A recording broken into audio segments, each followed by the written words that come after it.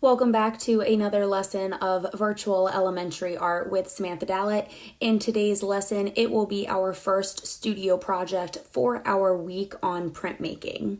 I want to first start with going over a little bit of what we need to do for today. I know that we ended our last session getting prepared and talking about these things, but just to give us a little bit of a reminder, today we are doing our marker monoprints, which means the materials needed for today are going to be some little plastic baggies. Now, it does say ziploc or sandwich bag. These are just little plastic sandwich bags that I had. If you have something like this, that's totally fine. If you have a Ziploc bag, if you have a clear plastic bag of some other kind, that's totally fine. So that's gonna be our first material. Now, I actually taped mine down onto an extra sheet of paper. I'll show you my setup in just a moment, but if you need tape, go ahead, grab some tape.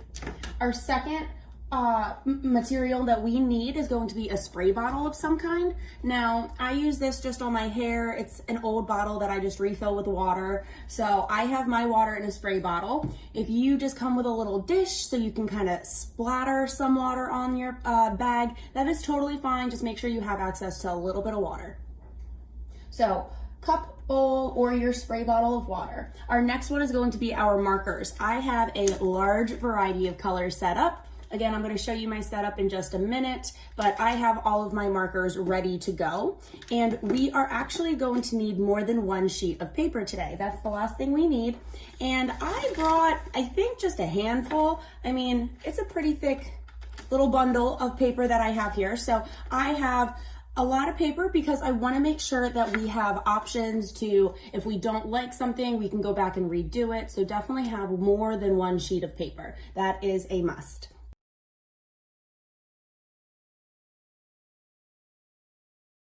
Now I'm going to go ahead and show us two examples of pieces I've already done, and these might be pieces that I work back into once they've dried, but I'm going to show you these now.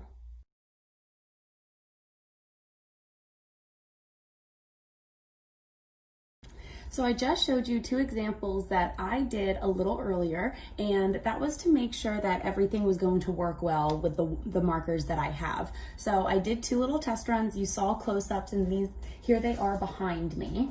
Now you can see that once the paper gets a little wet, it does kind of curl up. So we don't want to use a lot of water. That's why we have just little spray bottles, or we're only going to be adding little drips and drops from our little bowls onto our plastic baggies.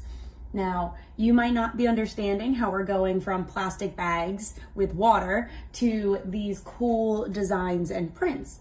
And I'll show you a demonstration before we get started and start making them together. But these are two differences that we have here. Now in the middle, it did get a little watery. You can see the colors kind of bled together a little bit more. But on the sides, you can see that the marker pulled up almost like in a freckly way, almost like little spots all the way around. So that's what less water will do. If you don't spray a ton of water and there's no puddles being made, you get more of that very textured look, which is really cool. Now, if you have more water, like I have here in this first one that I did, you can see that the colors really smooth out and look much more like a watercolored effect, where you've almost painted the colors on here instead of doing a printmaking method, which we will actually be doing today. So we can see that the more water you use, the more blended and kind of faded your colors get throughout the print. And less water gives an option to show more of the lines you drew and where you placed your colors. And it also gives that more freckly texture, which could look really cool. Now, again, I just have washable Crayola markers. So as long as they're water soluble or they are washable, this will work fine. You'll see when you first start doing this how the markers don't even stay on the plastic bag that well to begin with. So that's how we get that little freckly look. Now I'm gonna go ahead and flip my camera over and start doing a demonstration so that you guys can see how to do it one time before you guys get started doing it on your own. Now we do have a lot of paper with us, or I hope that we came with a few pieces of paper with us so that you can do these on your own pace as we work through today's class. I'm going to go ahead and get started on mine now, showing us the steps that we need to take to achieve something like this, and then you guys are more than welcome to get started.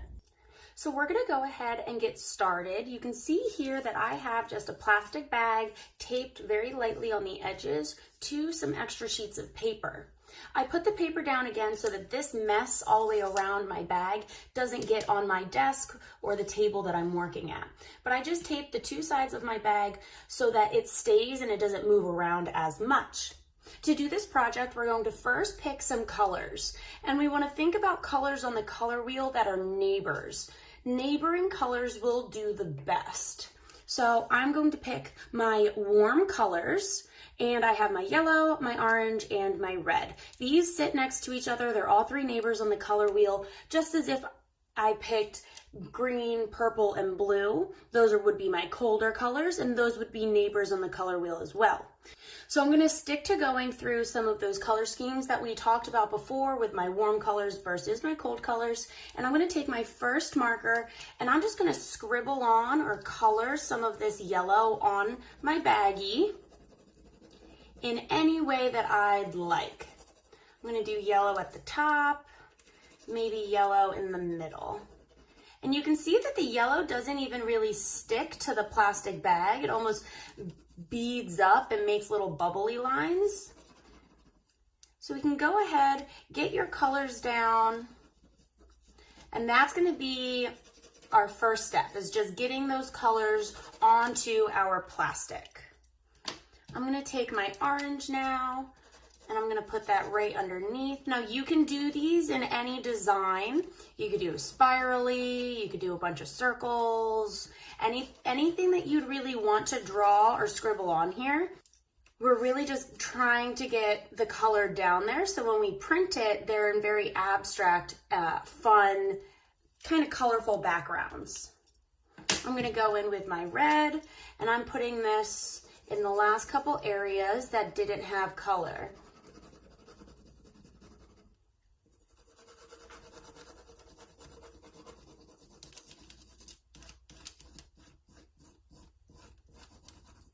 There we go. So I have my color down. Now this is going to be your time to either get your water bowl and drop a couple droplets of water onto your baggie, or if you have just what I have, which is water in a spray bottle, and you can spray it a couple times. Now you can see that this one, a lot of water kind of puddled up right there. That's okay.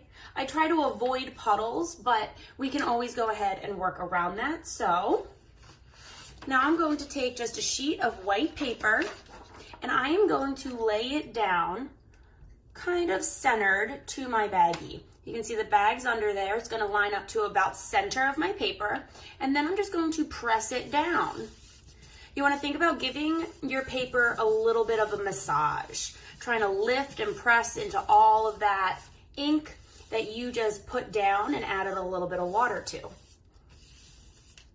Now, if you added more water, it might bubble or bleed through your paper a little bit more.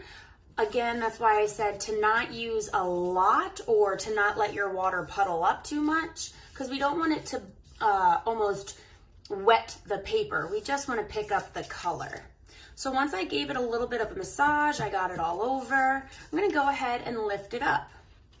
Now, if your bag sticks like mine did, you can just pull that down, and you can see that the color came up off of my baggie.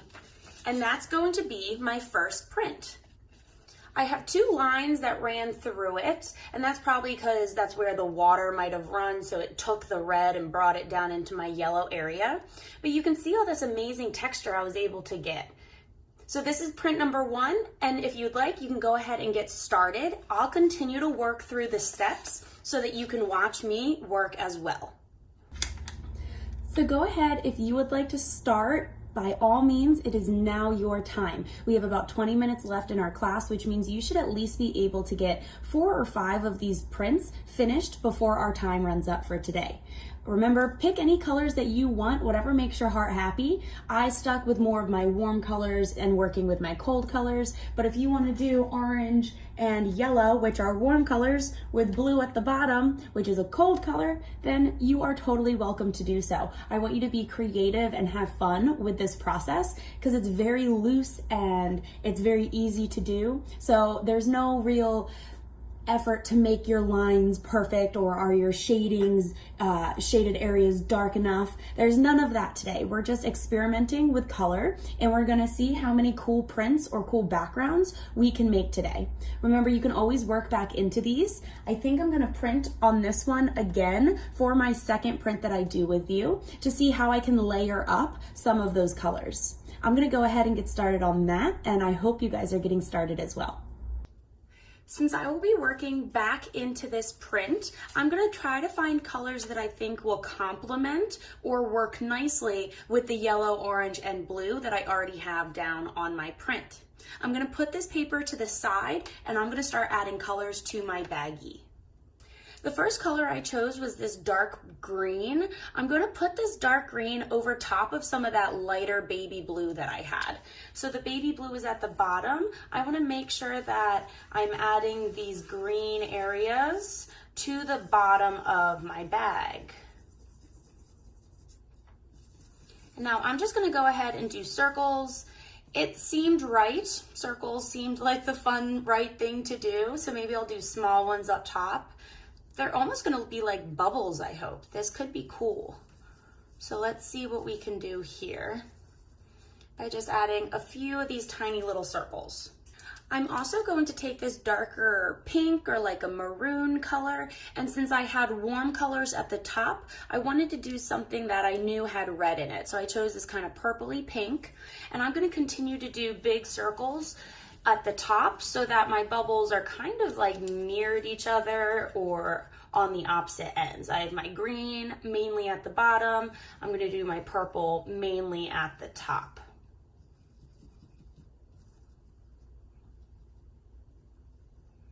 And again, it doesn't have to be anything perfect. I'm still going to spray this with water so that color is going to really start to kind of bleed together. And I hope this turns out pretty cool.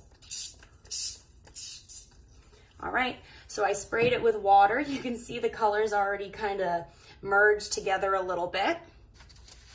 I'm going to take my paper, and mine wasn't totally centered the first time I did it, so I'm gonna try to make sure I line this back up to where I had it before. I think that's good. It's a good lineup so that all of my colors stay even. And now I'm gonna take it back down. I'm gonna make sure I give it a nice little massage. Again, making sure that it picks up all those colors and that the water and that the ink is lifted up. Make sure you push nice and hard. You don't wanna tear your paper apart. You really just wanna get a nice, even pressure all the way across where your little baggie is. If your paper rips, that means you've either used way too much water or you pushed way too hard. So we want to make sure we're kind of finding that happy medium. Make sure you're pushing lightly, but enough so that it lifts up that ink. Now my baggie got stuck again. I'm going to go ahead, push my baggie down, and lift up my new design. So this is that second print. That's pretty cool. I really love this green and how it kind of showed up very speckly still, and how bright this purple stayed over here on the side and at the bottom. This was a great way to use this printmaking method twice, as I overlapped and did two prints on one paper to get an even more unique design. I'm gonna put this to the side to dry. Make sure that you're not stacking your papers and that you're putting each one in its own little place so that the water doesn't ink or stain your other papers. You wanna make sure that they're all drying evenly on a drying rack or on your paper that you have. If you have extra paper, you can sit them over there to dry, or just on the floor somewhere where they can't get ruined. Now my baggie's getting a little stained, and if you can't go in to clean your baggie, make sure you're at least changing out your baggies. So I'm gonna go ahead and swap and put down a new bag so that I'm not picking up any of those old colors.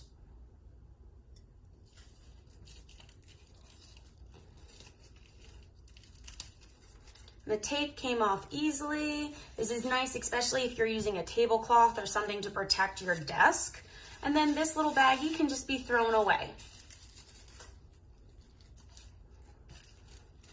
Now, if you have bags like I do, one side's folded down and then the little side that opens up is right there. I'm gonna take this long piece and put the opening on the bottom so that none of my water is getting inside, so I'm not trying to color over top of this groove or flap.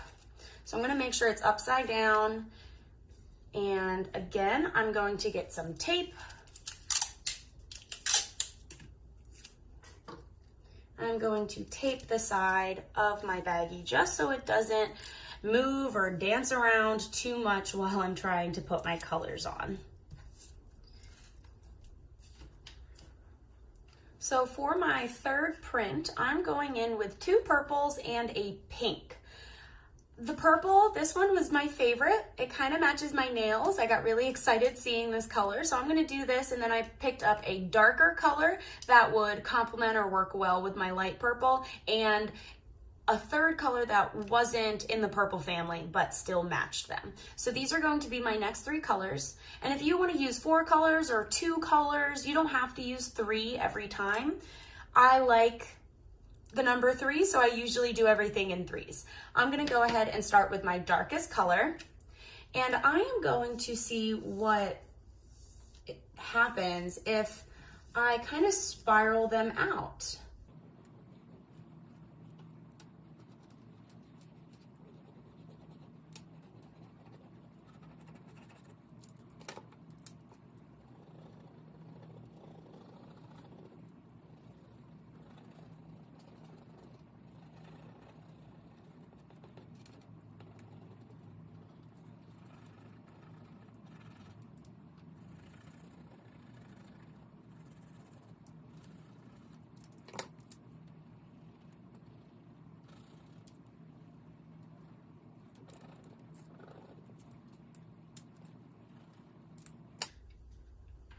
I have all my colors down, and you can see I kind of did them almost like in a star pattern. My darkest color first, and then I picked up that light pink and put that light purple in the center of all of these little sections that I've made. I'm gonna go ahead, again, spray it just a few times with my water. And now I'm going to pick up a new sheet of paper.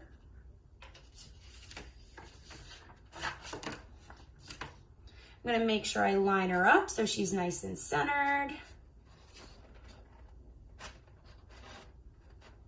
Once you think she's centered, you can go ahead, press her down, and I'm going to start at the very center and push my way out. Still giving that light, medium pressured massage to the back of the paper and to my little baggie, but I'm moving in the direction that my lines moved. So I'm starting at the center and moving out. I'm hoping this helps with my colors bleeding together more, and maybe they'll stay in their sections a little nicer. But this is going to be a test, so let's see how it turns out. Nice little massage. Going to push my bag back down and lift her up. She turned out pretty cool. Now I could have added a little bit more water to her. She didn't have a lot of water, and that gave that really nice textury look. But this is something that I could let dry and maybe work a very light color back over top of to get a more even and watercolored look to this print. I love how she turned out. I'm gonna go ahead and prepare for my next one. I'm gonna go in with a green. Now I didn't pick 3 colors to work with, I just chose this one. I got excited again with this green color. And I'm just gonna see what it happened, like what turns out. I don't really have a plan for this one. But I love this color, look how bright she is. This is a summer color for sure.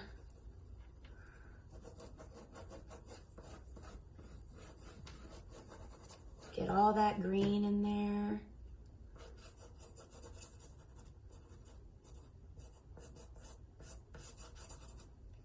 I think I'm gonna do something like a circle.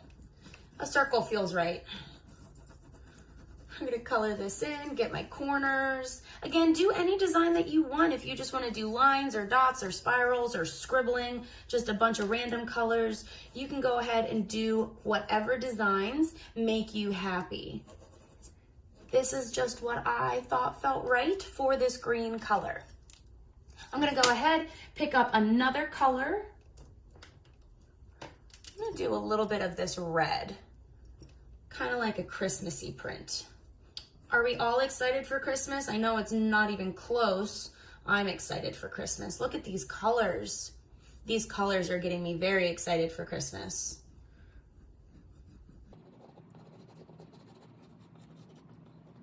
Your darker colors do show up a little bit better than those lighter colors, like the yellow kind of struggle to show up a little bit, but this green and red is doing a beautiful job. Now I'm just gonna keep working different colors into this. I'm gonna do a blue, kind of throwing off the Christmas vibe. Wow, look at that beautiful blue.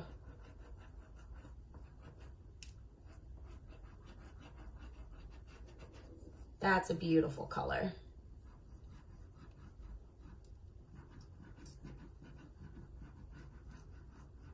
Blue is actually my favorite color. No wonder I'm enjoying it so much. Blue is my favorite color. All right. Now I think I'm gonna do just one more color, and I'm gonna do a gray. That seems interesting. I'm gonna color in the whole center with this light gray. Now you can see the lighter colors. I picked up some of that blue right there. That's gonna affect how it prints. It's gonna have some blue in that area. So if you're using a lighter color near a darker color, try not to overlap your lines. If you do a little bit, it's not the end of the world. It just might mean your gray is gonna look a little bit more blue on the edges. All right, that was my last color. I'm gonna go ahead, spray her down.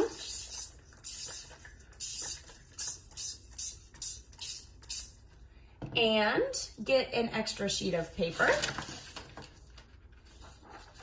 Once again, I'm going to line her up nice and even, trying to get that baggy center. Once I have her down, I'm gonna start from the center. Oh, you can see her. Look at her beading up underneath. I don't know if you can see in the camera. And again, just a quick little massage, making sure we lift up as much color as we can.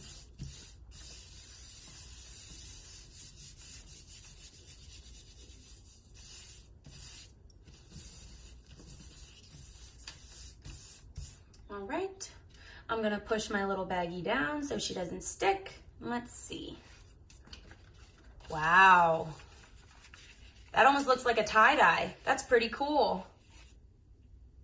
Now, if this dried and I wanted to, I could take a marker, pencils, or something like that, and I could draw over top of these. Just because I finished printing my colors does not mean the piece has to be finished. I really want to go in and draw something in this little area, and that's something I can choose to do once this is completely dried, and I can work back into it then.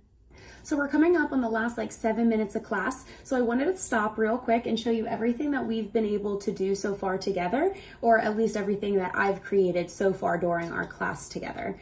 Now we have this one up here, which was one of my examples, and this over here, which again was one of my examples.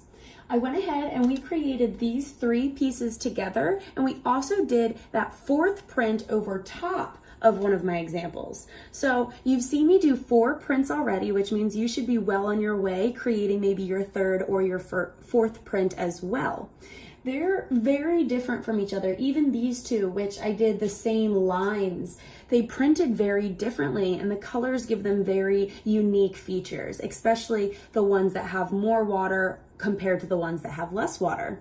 Each one is going to be exceptionally different, which is the very fun and unique advantage to making these prints. No 2 prints are ever going to be alike. Even if I do the same colors, that water and the way that the markers and the ink kind of run and bleed together will always give you a different look or a different feel of a finished piece once you have made a new one. So that's something really cool to keep in mind. I want you to keep working. I'm gonna do maybe 2 more with you, and then we are coming up on the last few minutes of our class. So hang on for 2 more examples. I'll do 2 more with you as you continue to work before our class comes to an end today.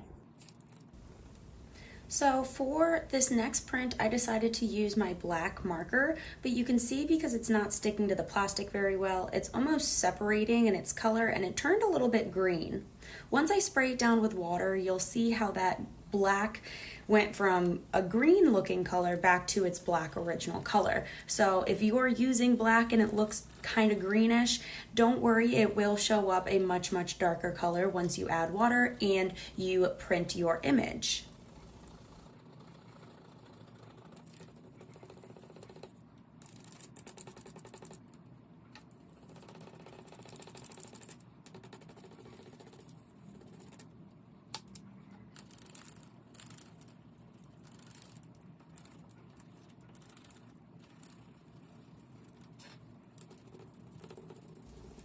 You can see here that I started with a pink and it was actually much lighter than I thought it was going to be. So in a moment I actually switched to a darker color. You can put two colors on top of each other if you think a light color is too light for what you want.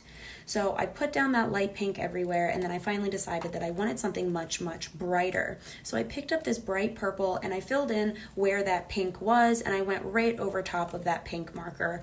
I didn't worry about wiping it off or restarting. I simply just layered it right on top.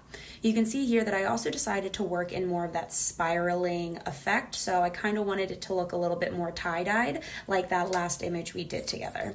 Here I am spraying it down. You can see all those colors kind of pull up together. I've lined up my paper to see that it's centered.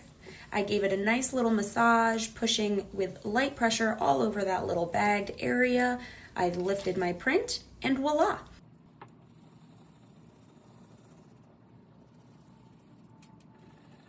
The second print that I'm going to go through very quickly with you, I wanted to stay very loose and kind of more abstract with how I place the colors. So I chose this darker teal to begin and I kind of made like a tornado-y looking shape.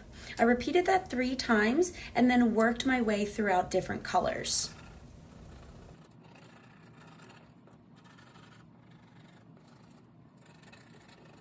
Once I finished up that gray color, I realized how closely that gray started to look like the same color as that teal. So I chose this really bright purple, again, to add a pop of color in case those grays and those teals didn't separate like the way I drew them. I sprayed it down with water and I lined up my paper so I could go ahead and prepare for our last print together.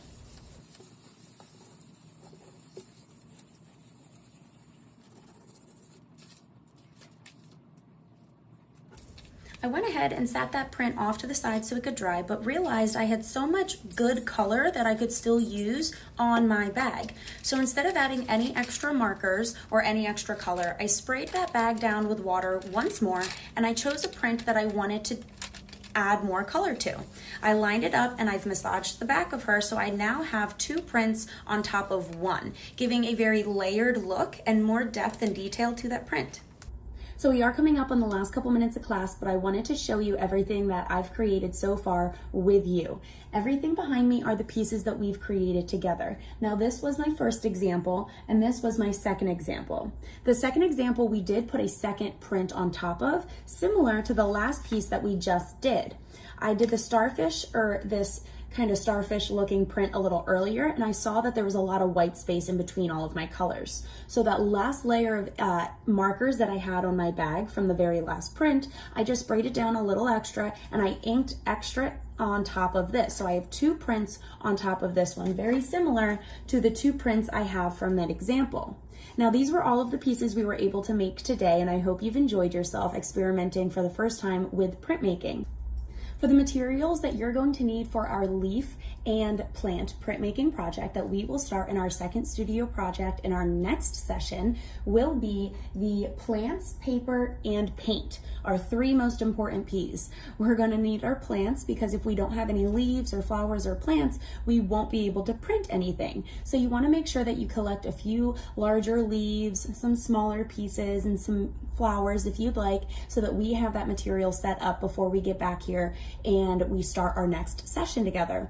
You'll also need a few sheets of paper, just as much as you brought today. We're gonna try to get at least 3 or 4 prints out of our session next time. So we need our plants and our paper. Now you'll also need your paint. As I said before, your watercolor paint will not be thick enough. So you have to come with your either tempera paint or your acrylic paint. So with your acrylic paints, you'll also need your paintbrush, a water cup, and your palette.